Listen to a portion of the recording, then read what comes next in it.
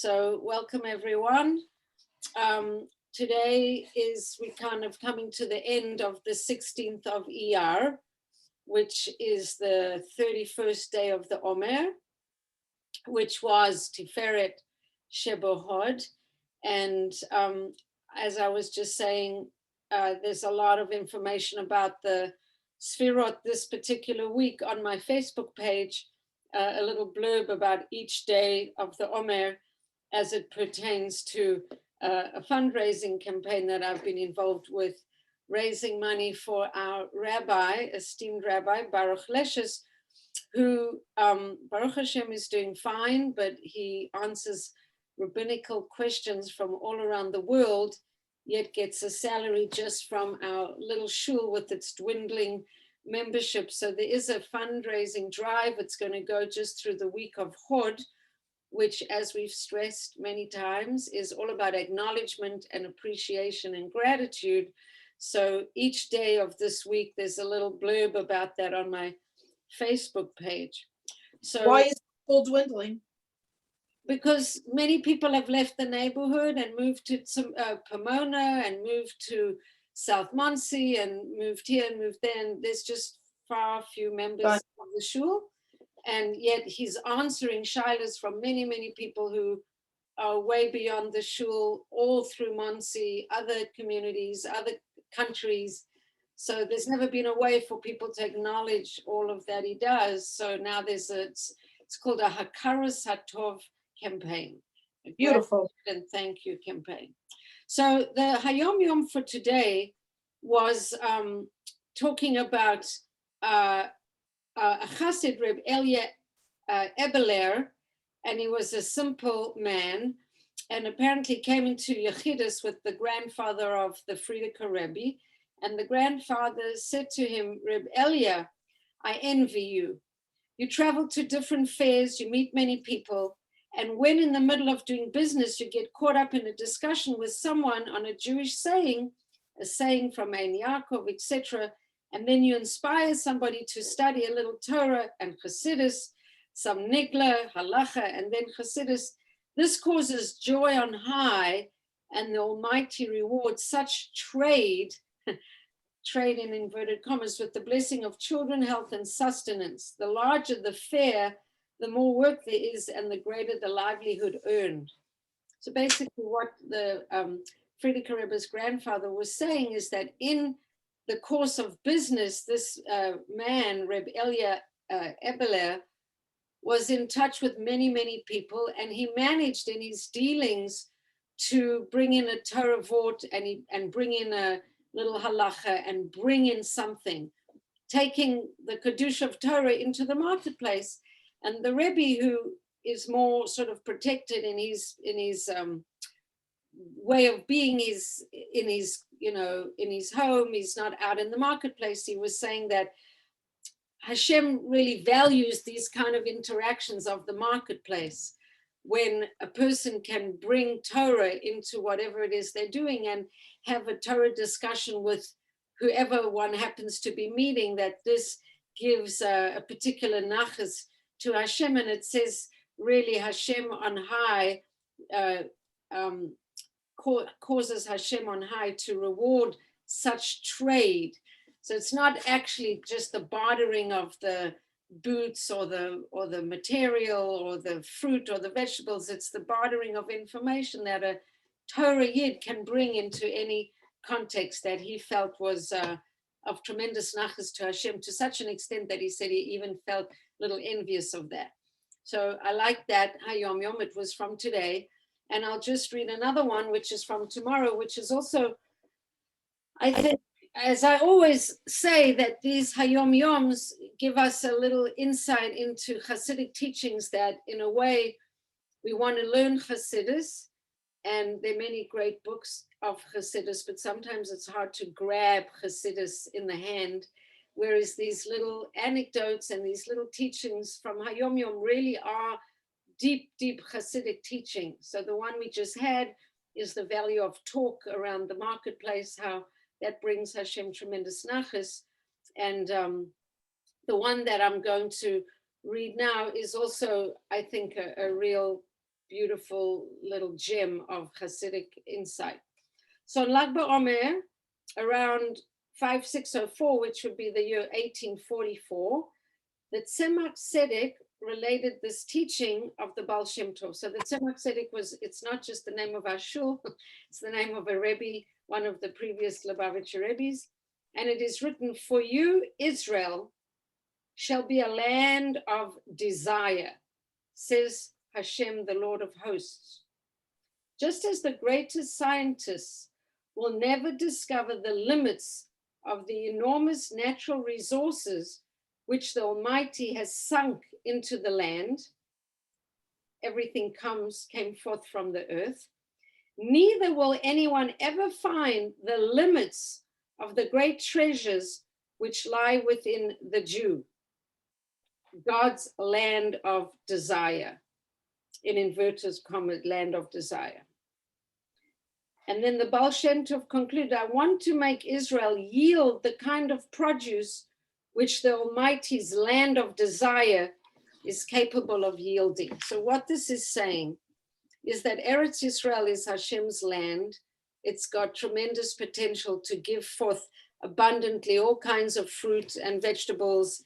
And when Hashem created the world, everything came forth from the earth. So the land has this tremendous power to give forth fruit, vegetables. We talk about Eretz Israel, the land, Eretz Chalav Udvash, the land of milk and honey.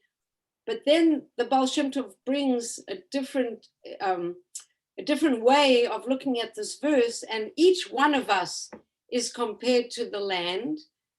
And just as the land can be mined to give forth great abundance and gifts and jewels and minerals and diamonds and gold and all these kind of things that can be brought forth from the earth, so to each one of us is this incredible resource. And just as much as the earth has all this resource, each Jew has incredible resource. Each Jew has this abundance of wealth that can come from him. And it's the Baal Shem Tov is saying that just like the land is a land of Hashem's desire, that, you know, the greatest scientists will never get to the limit of what can be taken out from the land, neither will anyone find the limits of the great resources that lie within a Jew. But then the Baal Shem Tov adds on, and he says the teachings of Hasidus, or his teachings, this is what the Baal Shem Tov was trying to do through his teachings. He says, I want to make Israel, that's the Bnei Israel, the people of Israel, yield the kind of produce which the Almighty's land of desire is capable of yielding. In other words, the people should be able to be as abundant and as resourceful in their inner being as the land. Because within a person, if we go deep in and we mine in to the essence of a person, we can come up with tremendous amount of treasures and abundance. So I thought that was a very nice little teaching from the Baal Shem Tov. So that's the teaching for today, tonight and tomorrow, the 17th of Iyar. So we also know that tomorrow night will be Lag BaOmer, which will be the anniversary of the Yortzeit of Rabbi Shimon Bar Yochai. And as I said previously, everybody's welcome and invited to come to a bonfire that we'll be having in honor of Lag BaOmer, but we don't know if it'll be raining or what. It's going to be raining during the day. Maybe it will be done with the rain, and we'll be able to celebrate in joy. It's happened many times before that it's rained, and in time for the bonfire it stops raining, or what we've actually had is it's rained everywhere around the bonfire, and by the bonfire it hasn't rained, which has been sort of miraculous, but it has happened on more than one occasion over here. So I don't know what's going to be tomorrow. It is going to be potentially raining, but it could be just perfectly fine. So coming into this week's Parsha, which is Emor, which is the Parsha, and the Parsha starts with talking about speech. Emor is a way of speaking, say unto, speak to the Kohanim. So it says, Hashem said to Moshe, Vayome Hashem el Moshe, Emor el HaKohanim, speak to the Kohanim, B'nai Aaron v'amata lehem, and then tell them that they shouldn't become impure. Now, I thought that before we go into the details, so Gesund, before we go into the details of exactly what is in the Parsha, to talk about Kohanim and to talk about the idea of Kedusha, because the whole idea of the Kohanim is that the Kohanim, so Gesund, are meant to be holy in a different way than the rest of Bnei Israel. And Bnei Israel is meant to be holy in a way that the rest of the families on the earth are not as holy. The Bnei Israel are supposed to be like a holy nation with amongst all the nations. And within the holiness of the Bnei Israel, then the Kohanim are extra specially holy.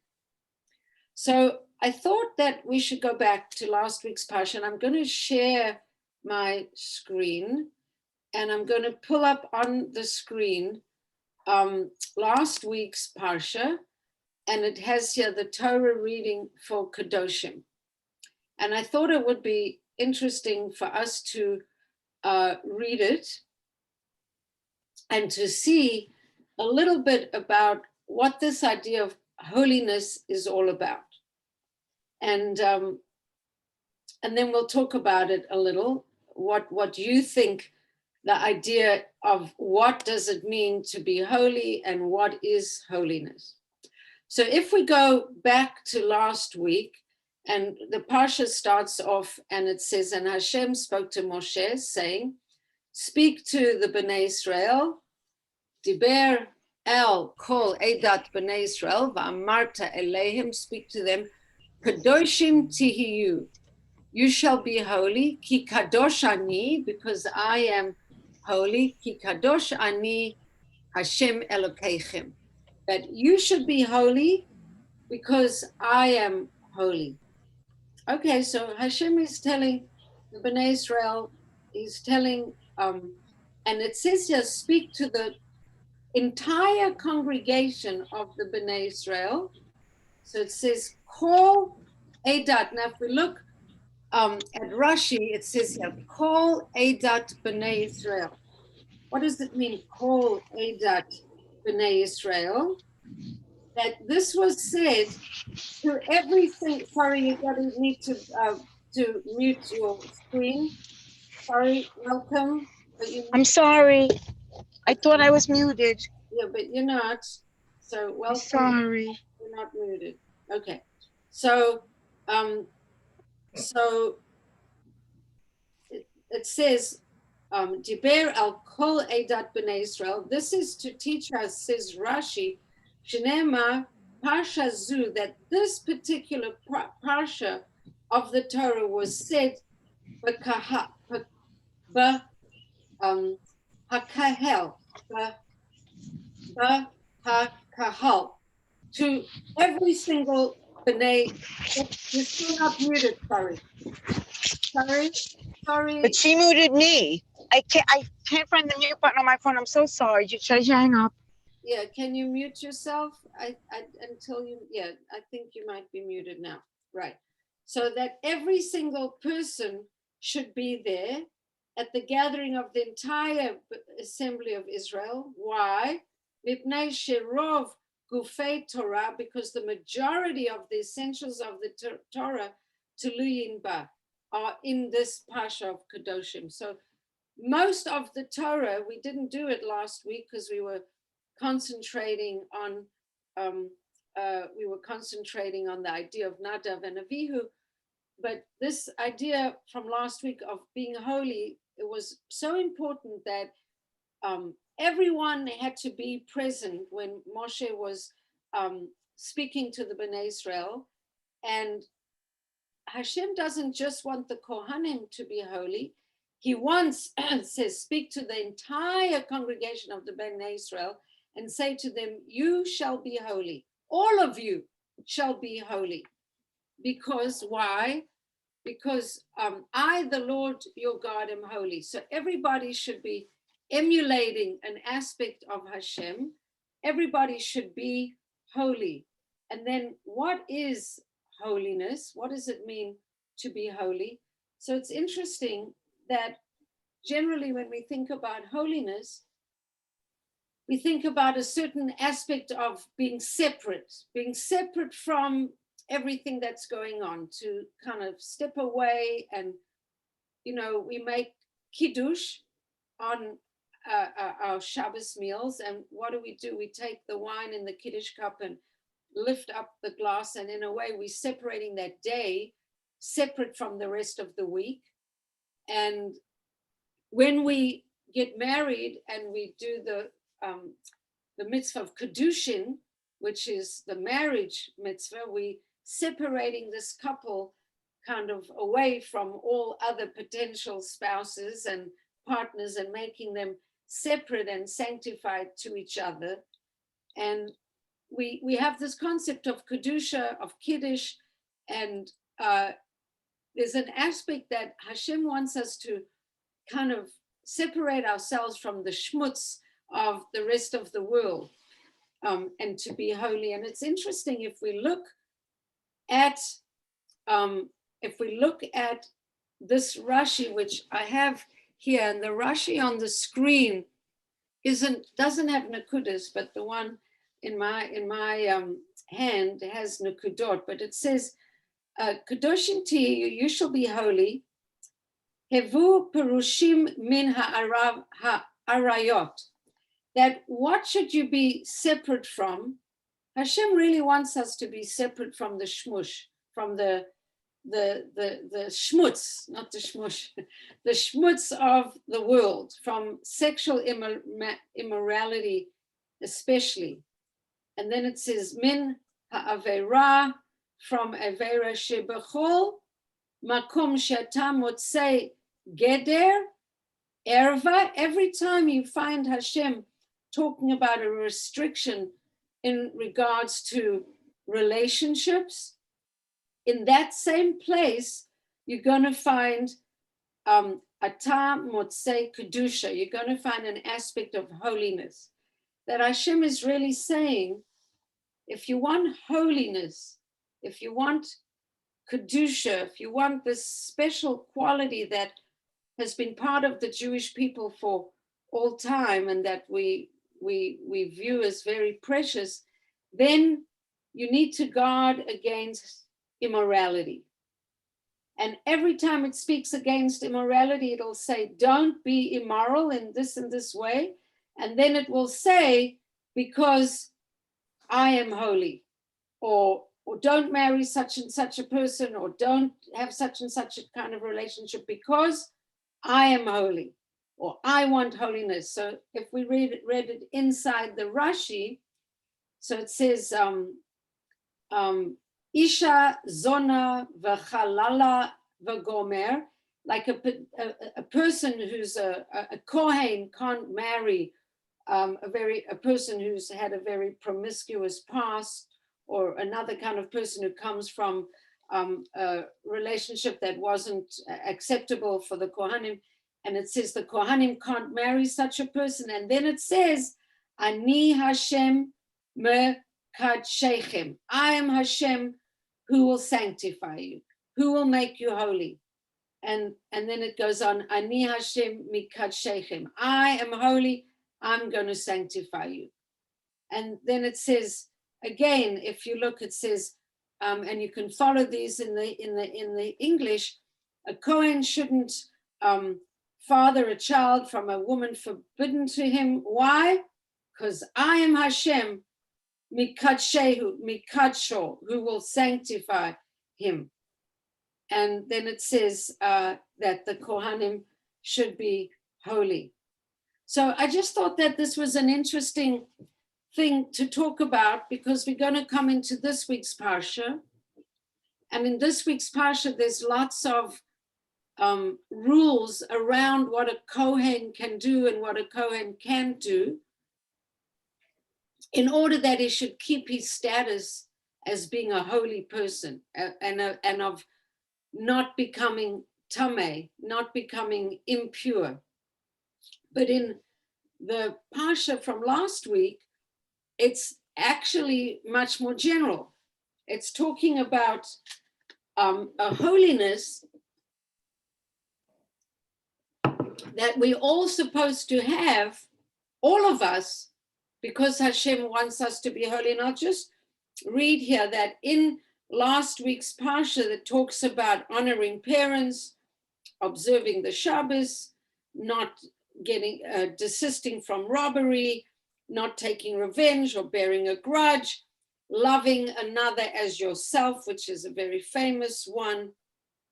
And then it says that Rashi actually follows the opinion of the Emor Rav Chia, and according to Rav Chia, according to the Emor Reb Levi, this portion's mitzvahs are parallel or as important as the 10 Commandments.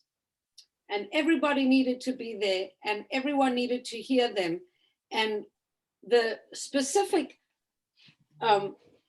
things that it was talking about when it was saying that people should guard against sexual immorality was adultery, incest, and relations with a woman who hasn't gone to mikveh after her menstruation. Not to get too graphic, but Hashem is very serious about these boundaries, about not crossing these boundaries, that these relationships are acceptable and these other relationships are not. This is holy, this is not. This is allowed, this is not. You can be with your partner for X amount of days in the month, and then you cannot be, and there's a boundary. It's like Shabbat, and then there's a time when you light candles, and then there's a time when it's an avera to light candles.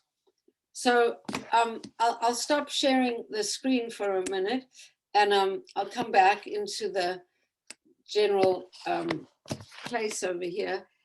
And I just really want to ask, before I ask your participation, I just want to share with you, when I was at the Shabbos table this past Shabbos, we had the schus, the honor to actually sit at the Shabbos table of my son and his wife, my daughter-in-law. They just, Baruch Hashem, got their own home, and they live now in Pomona. It's very exciting. So we were actually hosted by them in their home. And my son opened the meal and he said, once we said Kiddush and Hamotzi, what does it mean to everybody to have an experience of Kedusha? And how do people find experiences of Kedusha? And if we think about it in terms of separating out special time for a holy experience or a holy moment or a moment that's sanctified in which in some way, what would be people's experiences of that kind of sanctified moment or sanctified experience that they have in their day? So I would like, before I carry on and we move further, just to hear some comments or feedback about how you establish or maintain or arrive at or empower yourself to have separatenesses, times of separation where you can separate out from the rest of what's going on for something sanctified or something holy. If anybody has anything they'd like to share, this would be the moment that I would be happy to hear. And I'm kind of waiting. So I don't know if my question isn't so clear, so I'll ask it in another way. Hashem has asked all of us to be holy. And one of the definitions of holiness, Kedusha, is that we take something that's special and separate it out from everything else. So let's say on my desk, on my table in my room, let's say there's a lot of messy places, but then I kind of clear on my desk a place which is clear, and I just put something very special in that place, that it should have a sanctified space. It should be made special because it's separate from the mush around.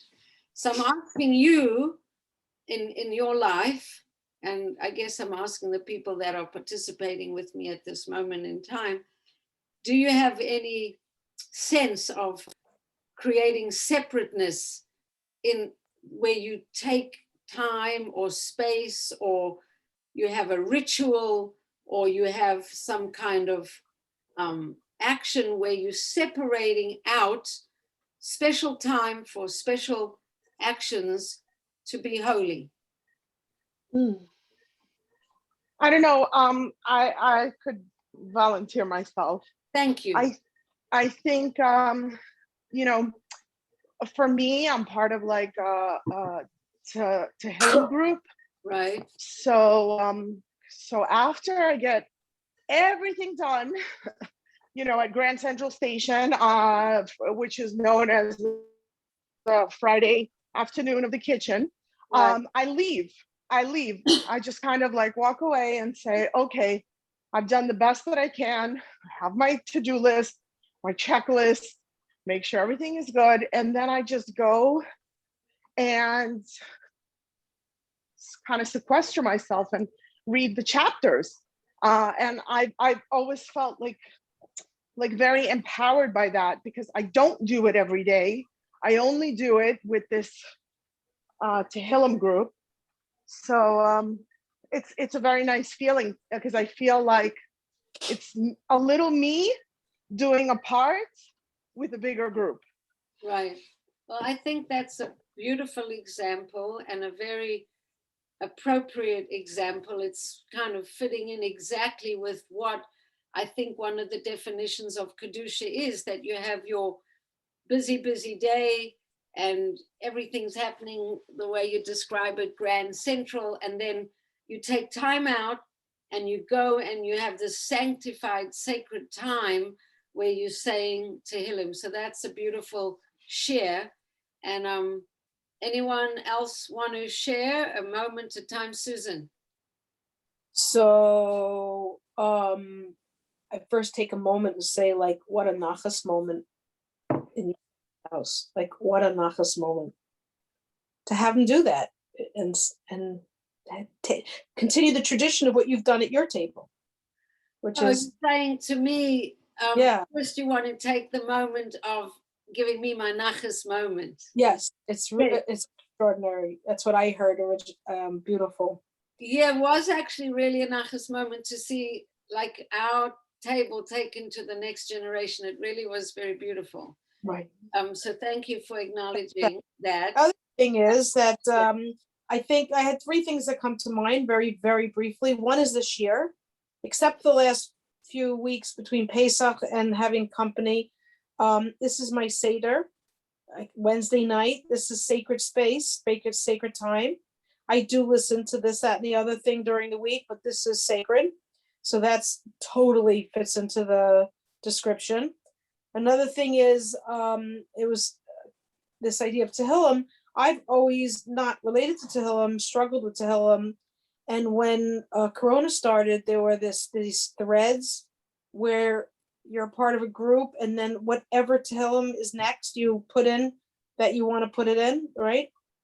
So it made it easy. I put in 1, 2, 3. I did it, every morning before I start davening now since March. I still do that. And now I've developed a relationship with Tehillim, which I didn't have before. And I found myself saying extra, and it's kind of cool. That's really super. For someone like me who struggles with it, it's a really big deal. And the third thing is I'm sitting in a room that I call my serenity room. It was one of my kids' rooms. I painted it like a brick earthy tone, and it has where I meditate and write my readings and find peace. And so this is sacred space too. That's a nice. Okay, so that is really beautiful. I mean, you know, this idea of kadoshim tihiyu, you know, ki kadosh ani Hashem, that you shall be holy because I am holy. It's really like such an awesome request that Hashem is asking of us. He's saying, please, please, guys, all of you, not just some of you, not just the Kohanim, but all of you, you know, all of you. And I'll just read it in Hebrew because it's so beautiful. V'yedaber Hashem el Moshe lemor, diber el kol edas b'nei Yisrael, v'amarta elehem, kadoshim tihiyu, ki kadosh ani, Hashem Elokechem. You shall be holy because I am holy.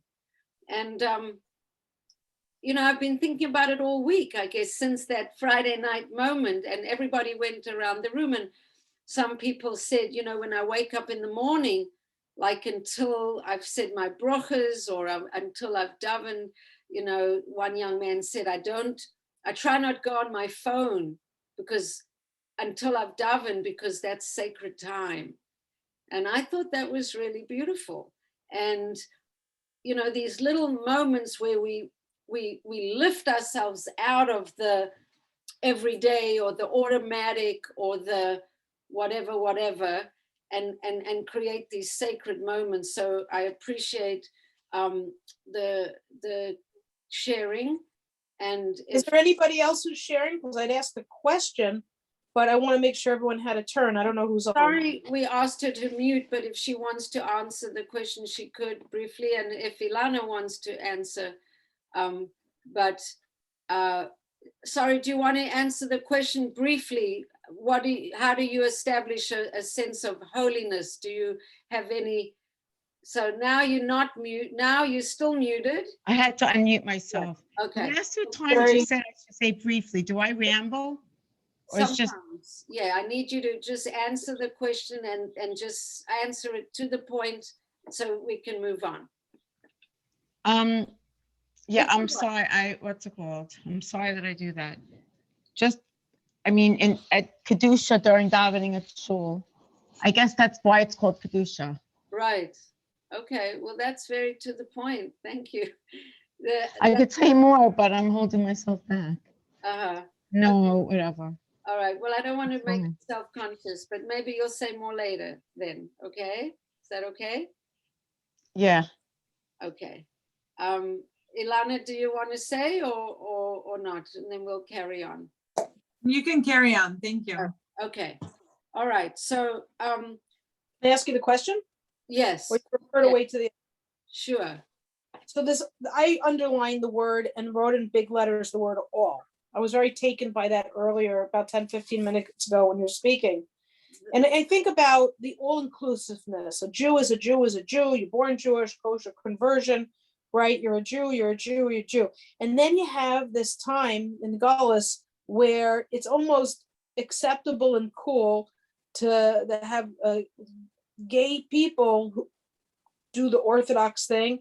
And are they included, not included? Like, oh, kumbaya, we're all included because they're Jews.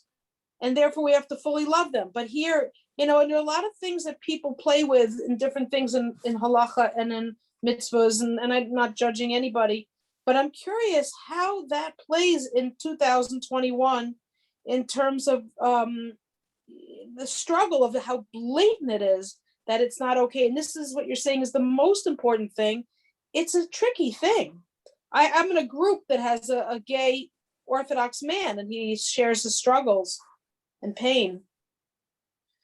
Okay, so that's a can of worms.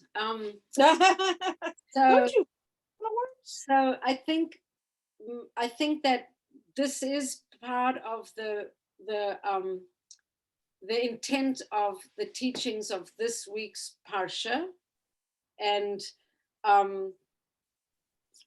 one of the things that we're going to talk about, one of the things that comes up in the Parsha is that we have the incident of Shalomit Bas Divri. And so I'll answer your question in a roundabout way, okay? Okay, So we have the whole thing about the Kohanim, which we can talk about more, with the idea of the Kohanim being separate, and the role of the temple, where people are coming close, and how they have to behave, and what disqualifies the Kohen, and what kind of, how even what's offered has to be perfect, can't be damaged. They're very stringent laws of what disqualifies a Kohen, and who's allowed to do what, and where's he allowed to go, and where's someone else not allowed to go. A lot of boundaries and a lot of definitions. And then at the end of the Parsha, we have a story about a blasphemer, a person who blasphemed the name of Hashem in the camp, and then has to be dealt with. And the blasphemer, okay. person who curses God. And it turns out that when we look into the story, and we look a little deeper into the story, who is this blasphemer? So this blasphemer, if we go back in our soap opera, kind of the story of the Jews, and I shouldn't call it a soap opera, that's a horrible way to minimize holy Torah. If we go back to when the Yidden were in Mitzrayim, we go all the way back to when Moshe Rabbeinu saw a Mitzri, an Egyptian, fighting with a Jew, and he saw this Mitzri fighting with the Jew, and he used Hashem's name, and he cursed the Mitzri. The Mitzri died, and then it says Moshe, I think, tried to bury him in the sand. He looked left, he looked right. He looked left, he looked right. And Rashi says he saw that there would be no righteous convert coming from this person. And he used Hashem's name, so gesund, and he cursed this person. He cursed the Mitzri who was attacking the Jew.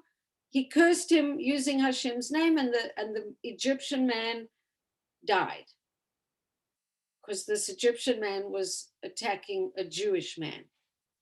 Turns out, when we go more into the story, this Egyptian man used to send out the Jewish man from his home to go work all day in the construction projects, which were enslaving the Jewish men. And before the Jewish man would come home, this Egyptian was having relations with this Jewish man's wife. So that's why I'm saying a soap opera aspect. So when Moshe comes and he sees there's a fight between this Egyptian man and this Jewish man, there's a fight going on because this Egyptian man has been in the home of the Jewish man with this Jewish man's wife. So he gets killed. The Egyptian man gets killed. But we know that the woman who was having this illicit relation with the Egyptian, and according to one of the sources I read today, it was an ongoing relationship. I always thought before it was a one-time thing. Her name was Shlomit Bas Divri. Shalomit Bas Divri. And the people who explain her name say that she said shalom to everyone. She was indiscriminate about how she was saying hello. She was saying hello to this one, saying hello to this one, and saying hello to this one. And in her lack of discernment and discrimination, she went beyond the boundaries of what was appropriate in her way of being, and she opened herself up to this situation with the Mitzri. And I'm going to read it inside. So there's a deep counterpoint in the positioning of this episode in Parshas Emor, which centers on the special purity demanded of the Kohanim and of Bnei Israel. Shulamet Bas Divri is the example of the opposite, immorality. While the holiness of the priesthood requires separation and the making of distinctions between pure and impure, fine and blemished, she sought to erase distinctions, greeting everyone with the naive, peace be unto you, peace be upon you, hello, hello, how are you? A little too friendly. As if friendly chat is enough to turn evil into good. It was Shulamit Bas Divri's endeavor to erase distinctions that laid her open to their moral relationship, which led to the birth of the blasphemer. Oh, so the blasphemer is the son of her relationship with the Egyptian that Moshe kills when he utters a curse, or he uses Hashem's name, and the Egyptian is killed using this name of Hashem. Shulamit Bas Divri was pregnant, and the baby that she was pregnant with grows up, and now in this week's Parsha is the person who's cursing Hashem, and he's using the same name of Hashem as a curse as the name that Moshe used when he used it as a way to kind of execute on the spot this Egyptian. We'll come to questions later. Now, what happened is that the son of this non-sanctioned relationship, the son is told many years later that he cannot put his tent in the Bnei Israel in the camp of Dan, because his mother was from the camp of Dan, that he can't pitch his tent in the camp of Dan because his father wasn't from the camp of Dan. His father actually was an Egyptian, and the tribes go according to the mother. And so he's not allowed to pitch his tent where he wants to, and he's really angry. And he wants to do this thing of blurring the boundaries and saying, why does it matter, even though you have these rules, let's get beyond these rules. Let's go to this place where my mother, in a way, went, where it was like, I'm a Jew, you're a Mitzri, I'm married, you're not married, like all these rules. They're so primitive, they're so passe, they're so limiting. I mean, here we have a connection, it's meaningful. What does it matter? I'm not married to you and you're not married to me, but we can still be together. Or I'm a Jew and you're a Mitzri. What does it matter? I mean, it's so current as to be ridiculous that we can talk about these things and they're so offensive, but yet in today's reality, they happen all the time. It's a complete norm. Like, I'm a Mitzri and you're a Jew, or I'm married and you, like, so what? We have a feeling, we have a moment, we have something that transcends all that. And the Torah is saying, absolutely not. So when this young man, the son of this relationship, comes and he says, I want to pitch my tent with my mother's family, and then the halacha is, I'm sorry, but you cannot. It goes by the father, and your father is not Jewish. I'm sorry, but you can't pitch your tent there. He has a fit. He has a hissy fit. I'm sorry to use such modern language. And he curses God because he's like, this is ridiculous. This is so unfair. This is just nonsense. This is, I don't want to play the game by these rules. If you want to be Kabbalistic about it, the way we learned it last year, I don't know if Karina remembers, that he wanted to get to this level of Kedusha, of holiness, where nothing matters, where distinctions don't matter. So he's using Hashem's name to try and evoke, to try and get to that place where distinctions don't matter. But the Parsha is trying to tell us over and over again that distinctions do matter and rules do matter, and what's right is right, and what's wrong is wrong. So now, this young man discovered that whether you like it or not, this in the world that we live in, not the upper worlds, not the world of holiness and atzilus, but in our world, it is a world of distinction. And while the blasphemer was an Israelite through his mother, he didn't have the tribal affiliation, and accordingly, he couldn't be in the camp. So now the next paragraph, and I'm reading from a commentary by Avram Greenbaum, which is a Breslev commentary, which I like very much. So Avraham Greenbaum says, contemporary political correctness will cry out in the voice of Shulamit Bas Divri that he should have been given a place. Isn't it unfair because he should be included because of these unfortunate, unfortunate circumstance of his birth? And many, many other questions can be asked about our commandments. Why should a blemished priest not be allowed to serve? Why should a divorcee not be allowed to marry a Kohen?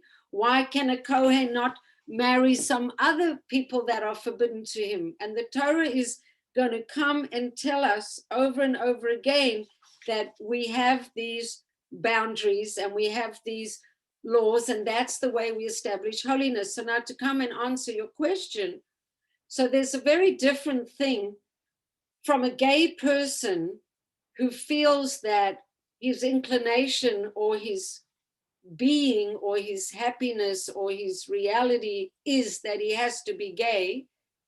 Like, such a person shouldn't be sent out of the shul. The community should, show that person love and everything. That's very different than Orthodox establishment changing tradition to marry, to create weddings where there's Jewish marriage, where it's kind of almost not validating the relationship, but condoning the relationship. If a person's gay and they feel like they can't get married or whatever it is, that's their personal struggle, that's one thing. That's very different than the rules changing themselves and then justifying and saying that this, although it says in the Torah that it's an avera, we're going to pretend that it's not, and we're going to make fake marriages and fake rules to make it all fine and dandy. And that's what's going on. And so that's like a serious problem. Have you known people close to you that struggle with this thing? It's something you dealt with? The same sex attraction? Yeah. Definitely. I know people. The fact is that, and I've said before, Torah doesn't forbid any action or any taiva that isn't something that comes into people's hearts or minds to do. It wouldn't be forbidden if there wasn't an appetite for such things present in people. Otherwise, the Torah wouldn't have to say, don't do it. But just like the Torah says, don't eat pork, it actually says a person shouldn't say, ugh, I'd hate to eat pork. Person can say the opposite. It looks like it could be very tasty. I walk past a treif restaurant and it smells very good. But because I'm a Jew, because I have a relationship with Hashem, I don't do that. I don't indulge that appetite, or I don't follow in that way. And I try to set my life up to follow what Hashem demands. For some people, it's maybe really impossible to get married and have children. They just feel it's against who they are. So if they don't feel like they can do it and they still want to keep Shabbat and they still want to keep kosher and they still want to daven in a minyan, there's no Orthodox person who would say, if you can't keep all of the mitzvahs, don't do any of the mitzvahs. So you can't do all of the mitzvahs, fine. It's, you have some reason why that's not available to you, but that's very different than saying, but now I'm going to make a religion out of it and I'm going to proclaim it as a holy and rightful thing to do. It's like Hashem made me this way. I'm not sure why he did. It's a big struggle. You know, there's a lot of conversations about that, but that's very different than halacha bending and then legitimizing gay marriage, which halachically is it just doesn't, you know, doesn't come. That was beautifully done. Beautifully done. Nice. All right, sure. It's a tough topic. Tough topic. A little bit I sweaty. encountered it. So yeah. Yeah. So anyway, so that was the idea about the blasphemer, that he came from this illegitimate relation and then wanted a place in the community without discrimination, and was so angry when the rules were applied to him, and that to just look back at the whole idea of Kedusha and the whole idea of holiness and the Torah's stressing in a very specific fashion that Kedusha comes, and especially when there's issues around sexuality, that's when Hashem seems to be extra zealous about saying these things are acceptable and these things are not. That's why on Yom Kippur afternoon, you might be surprised when you're davening and it's the holiest day of the year, and you come to Shul on Mincha and the Torah reading is all about forbidden sexual relationships, and you're like, what? This is crazy. This is Yom Kippur. But Hashem wants you to know that our holiness as a nation is based on these very specific, very worldly, very physical matters, and there's supposed to be very stringent boundaries about what's okay and what's not okay. And in that stringency, Hashem says, their holiness will be found. And if that stringency is not respected, holiness gets defiled. And that's really what's going on now, that it's not a small thing. Yichud is not a small thing. Going to meet a man for a business meeting after hours in his hotel room is just not only halachically incorrect, but just stupid. And the Me Too movement, I mean, how many people were so stupid when they compromised themselves going to private engagements with men in their hotel rooms after hours and then being surprised that the men behaved inappropriately. You shouldn't be there. It's yichud. You know, you shouldn't be compromising yourselves. Take a lesson from Torah about how careful to be around these issues, and you know, you could protect yourself from a lot of inappropriate advances made. Don't be surprised if you compromising yourself, going to places, being in situations that halachically are 100% forbidden. If you are obedient to that halacha, you will be protected. Your persona, your holiness will be protected when you sacrifice those things and you go out of your way into ways that halachically would be completely inappropriate. You're putting yourself in danger. Then it's a dangerous situation. You're delightfully politically incorrect. No, because you can't say that in the world. Well, you know, the world is becoming increasingly demanding that people should only speak what's, you know, approved and politically correct, and it's becoming more and more ridiculous. And the Torah is more and more clear. They say that there isn't a light that is as clear as the light that comes out of darkness. And 10 years ago, and 20 years ago, and 30 years ago, the light of Torah was bright, but it's much brighter now when everything else is so much darker, that the common sense of Torah halacha becomes more and more bright, like switch off all your digital stuff for 26 hours because it's Shabbat. Now that really can save a person's sanity, because if you're on the grid 24/7, your phone, your computer, your phone, your computer, your phone, your computer, you can go mentally insane. And then Shabbos says, turn it all off and realize that, you know, these things don't sustain you.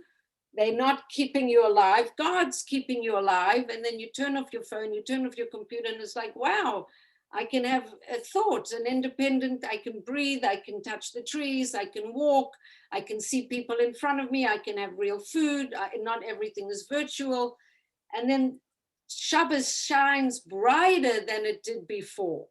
And then when you live through the whole Me Too movement, and then you look at halachas of yichud and sneers, then you say, wow, Torah shines even brighter than it did before, because these things are kind of clear that, A plus, 1 + 1 = 2. Unsneers behavior, mixing in non-yichud situations leads to people feeling they're in a compromised situation. Well, be cautious, and then maybe those things, you'll be more protected. I'm not saying that there aren't innocent victims, but you will be more protected. So you're saying about this idea about boundaries is so, and that there could be more light and dark is like a hopeful message, because I was thinking about when Obama was in his first term and he was going for president, he was, it wouldn't be okay for him to say he believed in gay marriage, totally unacceptable. And by the second term, he would have never been elected if he wasn't for gay marriage. Right. That now, 4 years it took a nosedive. And now they're going to teach gender education to kindergartners. I mean, things are really getting very weird. So it's really important for Torah, education to be loud and clear, and this, and loving. And, sorry? And loving, like to do it in a loving way. Well, I think it should be loving. I do think that the story of Shalomit Bas Divri is very clear. And the way Avram Greenbaum explained it, she was not discriminating. She was talking to everyone. She was trying to make out that we can all, we don't have to have these boundaries. It says she's the only person in all of Mitzrayim who wasn't, and of all the Jewish women in Egypt who wasn't protected from immorality, just her. She's the only one. And then it's her son who's the blasphemer. And both of them trying to say, these boundaries are not cool. We want this all inclusivity, and they're both very strong examples of that's not the way the Jewish people is going to maintain its clarity of vision, and it's built on it's just built with different blocks. The blocks of clarity and differentiation, and 5 minutes before Shabbos, it's a mitzvah to light your Shabbos candles, and 5 minutes after, it's an avera, or after the 18 minutes. But then it's not a mitzvah anymore.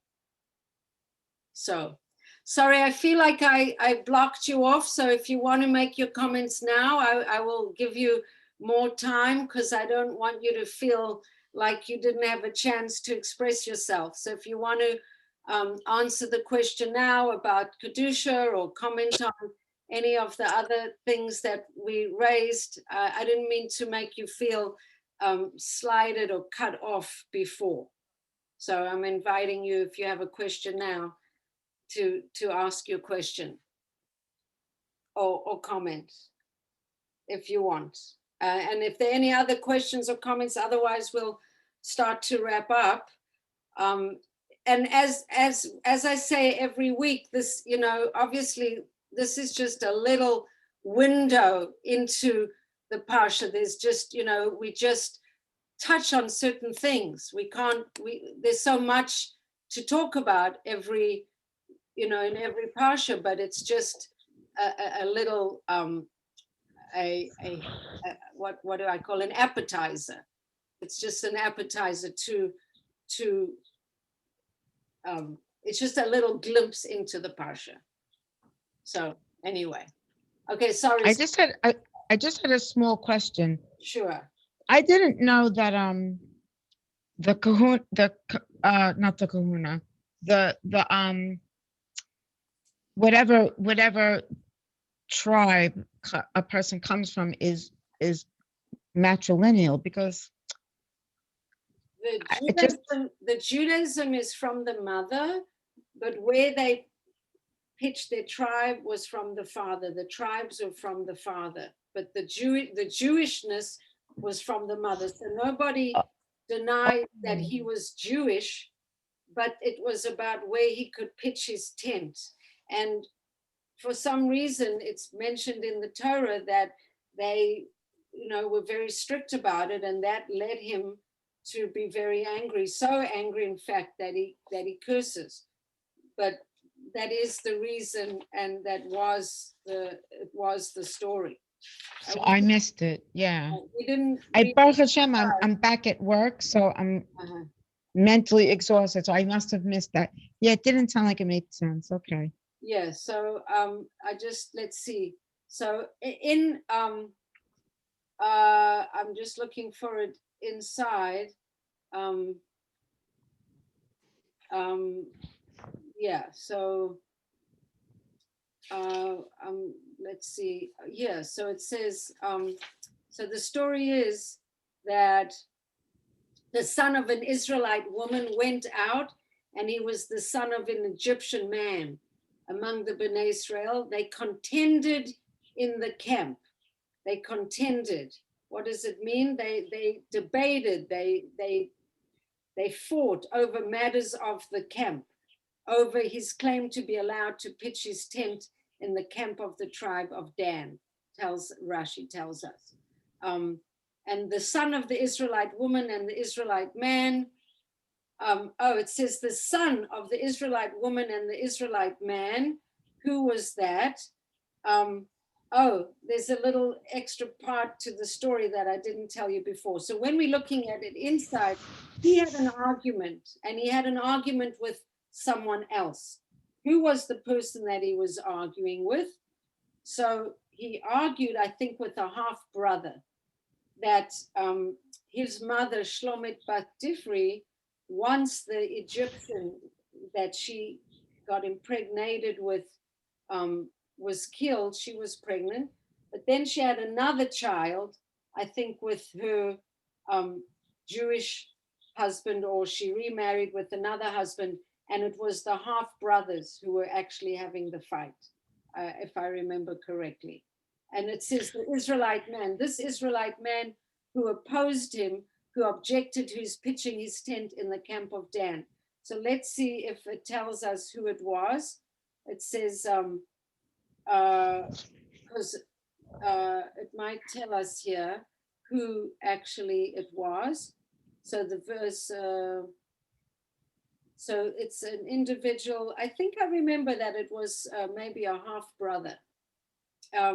And then the son of the Israelite woman pronounced the name and blasphemed, and so they brought him to Moshe. The name of his mother was Shlomit Bas Divri, and then they put him under guard to clarify what the halacha would be. And then Hashem spoke to Moshe and gave him an answer that he has to be taken outside of the camp.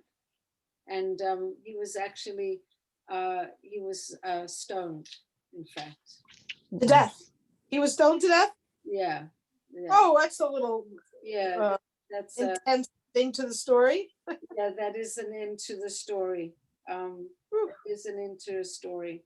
So let me just see here. This is only, so let me just see this,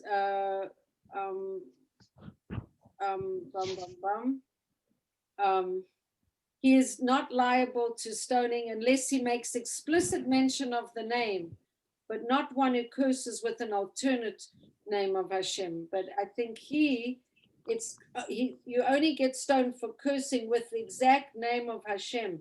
So if one says, may that name curse, for which this Torah assigns the punishment of stoning. Cursing with other names, although they may be forbidden, does not carry this level of punishment. But he went like with the full name of Hashem. So really we learned in the Zohar that he was trying to reach this level of no distinction, where everything is, all one. That's what he was trying to do with the name, in a way. Anyway, so that's that's the story. I have a quick question. Yes. When did it start ruling that to determine whether you're Jewish or not goes by the mother? Because like you're mentioning in the story that in this case, his mother was Jewish, but his father was not. And that's No, why, well, I said it doesn't mean that he wasn't Jewish. It's just where he was able to put his tent. oh, And it was Okay. just, it wasn't a question on his Jewishness, it was a question on where he could pitch his tent. And he wanted to pitch his tent amongst the tribe of Dan, which was his mother's tribe. right. But which, yeah. I think that the argument was with his half brother, who actually was part of Dan, but he was because his father was a Mitzri, he wasn't allowed, and he didn't like that. So anyway, that's the story for now. We'll leave it at that. We're an interesting people. Yeah, well, what's interesting about our stories is that all the nitty gritty stuff and the messiness is there in the story. It's not erased, it's not whitewashed, it's not made. The whole tour is like that. The whole tour is just difficult stories. a lot of Teach us different- about real life. Yes, it is. Anyway, so sorry, I don't want you to be feeling like I didn't give you a chance to speak. If you want to say anything, otherwise we'll say goodnight. Okay. All right. So thank See you you tomorrow night. everybody for being here. And Thank you, Bracha. Thank you. Are you gonna do Thank something, if there's no bonfire, you still do something in your house? yeah, if it's not outdoors, we'll be indoors. We'll still Okay, have a army. I'm getting vaccinated on Sunday, my first vaccination. Uh-huh. How are you having a bonfire inside? No, well, we won't have a bonfire if it's raining, but we could still have a hot dog and a hamburger inside. I think the rain is supposed to be tonight, not tomorrow, but Well, it No, might be done by look, tomorrow night. Like rain. Thank you. I appreciate it, All right. Bracha. Well, thank Bye, you. Thank you. everyone. good night.